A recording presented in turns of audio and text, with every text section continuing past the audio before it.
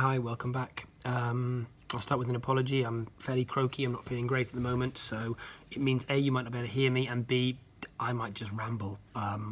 Hopefully not, we'll see how we get on. Year 8 this week, what have they done?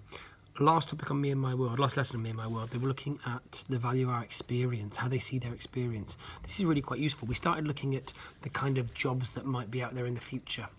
So we looked at Amazon and how they already opened a shop 3 years ago in America that doesn't, it's cashless. You walk in, you pick something up, you put it in your bag, you walk out again. And the cameras have picked up what you've done and they've charged your Amazon account. What does that mean for jobs in retail? We've looked at things like 3D printers. And what does that mean for the construction industry when they're able to print giant, big panels that they can then use? And, you know, is bricklaying going to die out? They can print things that they can use in surgery now. Self-driving cars, what's that going to mean for transport industry? All these changes mean that the job market of the future is changing. And what it means is that knowledge is less important than it ever used to be. That sounds like the kind of statement a teacher shouldn't say, but it's true. Knowledge is less important than it used to be.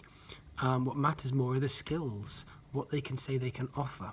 If I look at my own example, you know, as a teacher, I use the internet every day. Here I am talking to you for a video, and yet I couldn't have been taught those things at school. We didn't have the internet when I was at school.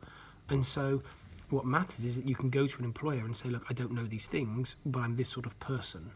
And so we talked about the kind of skills they've got.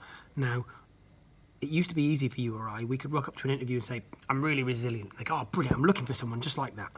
It's not like that for these guys. They can't rock up and just say that they're really resilient. What they have to do is they have to give an example. They have to say, I'm really resilient because, and prove that they're resilient, okay? They need to say, I'm really good at communicating, and they'll say, good, give me an example of a time that you were communicating really well.